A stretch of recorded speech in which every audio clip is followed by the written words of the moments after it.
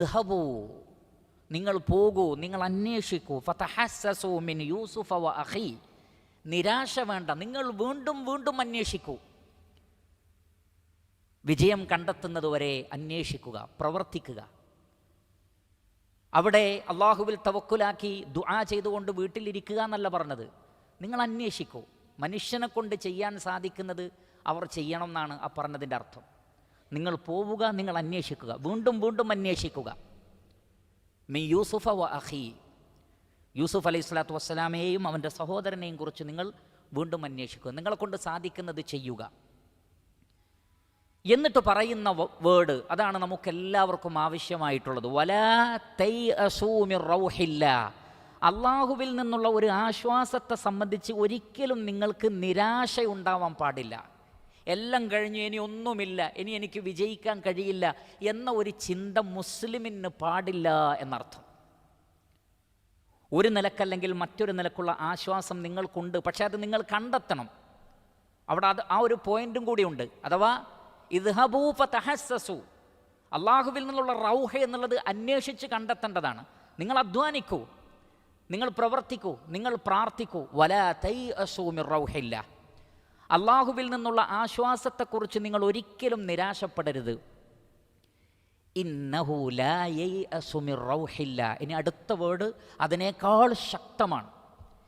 ഇന്നഹു ലാ യൈഅസു മിർ റൗഹില്ലാ, അള്ളാഹുവിൽ നിന്നുള്ള ആശ്വാസത്തെ സംബന്ധിച്ച് നിരാശപ്പെടുകയില്ല ആരല്ലാതെ?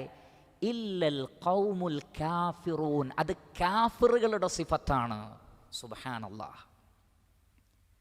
എന്ന് പറഞ്ഞാൽ ഒരു മുസ്ലിമിന് യോജിക്കാത്തതാണ് എന്നർത്ഥം. ഒരു മുഅ്മിനിന് യോജിക്കാത്ത ഏർപ്പാടാണ് നിരാശ. ആത്യന്തികമായ നിരാശ ഉണ്ടാവാൻ പാടില്ല. അത് കാഫിറുകളുടെ സിഫത്താണെന്നാണ്. ഇല്ലൽ ഖൗമുൽ കാഫിറൂൻ, ചെറിയ വേർഡല്ല അത്. വാലിമെന്നോ ഫാസിഖെന്നോ അല്ല പറഞ്ഞത്.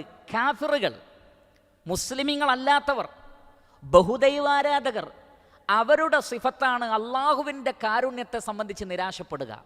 ഒരു മുസ്ലിമിനെ സംബന്ധിച്ചിടത്തോളം ജീവിതത്തിൻ്റെ അവസാനം വരെ അള്ളാഹുവിൽ നിന്നുള്ള റഹ്മത്തിനെ സംബന്ധിച്ചുള്ള പ്രതീക്ഷ മാത്രമാണ്. പരീക്ഷണങ്ങൾ എമ്പാടുമുണ്ടാകാം, കഷ്ടപ്പാടുകൾ എമ്പാടുമുണ്ടാകാം. അവിടെ അള്ളാഹു സുബ്ഹാനഹു വതആല പറയുന്നത് വബശ്ശിരി സ്വാബിരീൻ, ക്ഷമാലുക്കൾക്ക് സന്തോഷവാർത്ത അറിയിക്കുക എന്നാണ്. എന്ന് പറഞ്ഞാൽ പരീക്ഷണങ്ങൾ അനുഭവിക്കുകയും അതിൽ ക്ഷമ അവലംബിക്കുകയും ചെയ്യുന്നവർക്ക് സന്തോഷവാർത്താണ്. എന്തുകൊണ്ടുള്ള സന്തോഷവാർത്ത എന്ന് അള്ളാഹു വ്യക്തമാക്കിയിട്ടില്ല. അതുകൊണ്ട് മുഫസ്സിറുകൾ പറയുന്നത് ആ സന്തോഷം ആമാണ്. എന്തൊക്കെ സന്തോഷമാണ് എന്നുള്ളത് മരണശേഷമേ അവരറിയാൻ പോകുന്നുള്ളൂ. ഒന്നുകിൽ ദുനിയാവിൽ തന്നെ, അതിൻ്റെ ഇരട്ടി ഖബറിൽ, അതിനേക്കാൾ ഇരട്ടി മഹ്ശറിൽ, അതിനേക്കാൾ ഇരട്ടിയായി സ്വർഗലോകത്തും. അല്ലാഹു സുബ്ഹാനഹു വതആല പറയുന്നത് നിങ്ങൾ ക്ഷമിച്ചതിൻ്റെ പേരിൽ സ്വർഗലോകത്ത് പ്രവേശിക്കൂ എന്നാണ്. ക്ഷമ എന്ന് പറഞ്ഞാൽ സ്വർഗം കിട്ടാനുള്ള ഏറ്റവും പ്രധാനപ്പെട്ട വഴി ക്ഷമയാണ്. എന്തിനാണ് അള്ളാഹു പരീക്ഷണങ്ങൾ നിശ്ചയിച്ചത്? സബ്ർ എന്ന ഇബാദത്ത് ഉണ്ടാവാൻ വേണ്ടിയാണ്. ഈ പോയിന്റ് പഠിച്ചു വെക്കൂ, ഈ പോയിന്റ് പഠിച്ചു വെക്കുക. അള്ളാഹു സുബ്ഹാനഹു വതആല പരീക്ഷണങ്ങൾ മനുഷ്യർക്ക് നൽകുന്നത് സബ്ർ എന്നുള്ളത് ഒരു ഇബാദത്താണ്. ബൽ മിൻ അഫ്ളലിൽ ഇബാദ, പണ്ഡിതന്മാർ പറയുന്നത് ആരാധനകളിൽ ഏറ്റവും ശ്രേഷ്ഠമായത് സബ്റാണ് എന്നാണ്, ക്ഷമയാണ്. അതൊരു ഇബാദത്താണ്. ഈ ഇബാദത്ത് നമ്മളിൽ നിന്നുണ്ടാവണമെങ്കിൽ എന്തു വേണം? നമ്മളെ അള്ളാഹു പരീക്ഷിക്കും. എന്തിനാണ്? ക്ഷമിക്കുന്നോ എന്ന് നോക്കാനാണ്. അതുകൊണ്ടാണ് പറഞ്ഞത് വബശ്ശിരി സ്വാബിരീൻ, ക്ഷമാലുക്കൾക്ക് സന്തോഷ വാർത്ത. അവർക്കാണ് സന്തോഷിക്കാൻ വകുപ്പുള്ളത്. അതുകൊണ്ട് പരീക്ഷണങ്ങൾ വന്നുകൊണ്ടിരിക്കും. ചില ആളുകൾ പറയാണെന്ത്, ഞാൻ ആത്മഹത്യ ചെയ്യാൻ പോവാണ്, ഞാൻ നിരാശയിലാണ്, ഇനി ജീവിച്ചിട്ട് കാര്യമല്ല.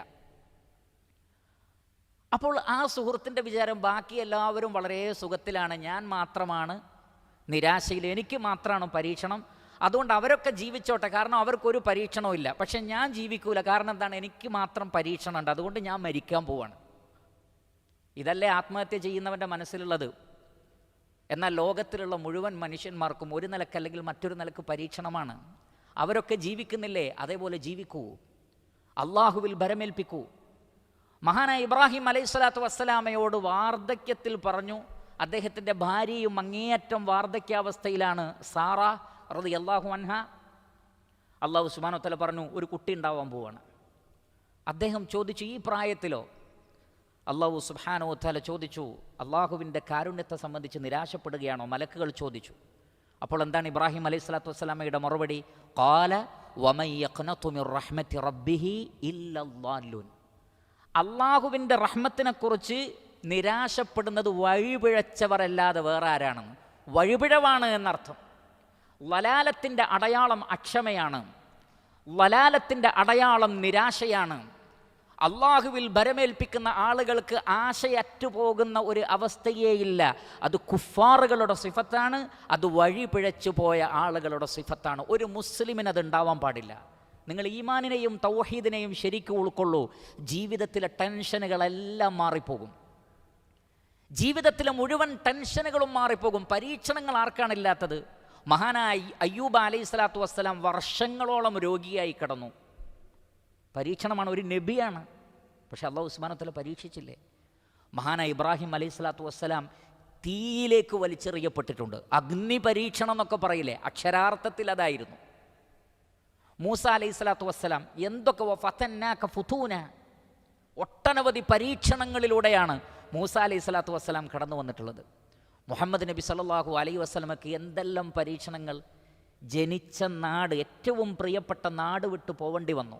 എത്ര കൊലപാതക ശ്രമങ്ങൾ അള്ളാഹുവിൻ്റെ റസൂലിനെതിരെ നടന്നിട്ടുണ്ട്, മക്കയിലും മദീനയിൽ യഹൂദന്മാരുടെ വകയായിട്ടും.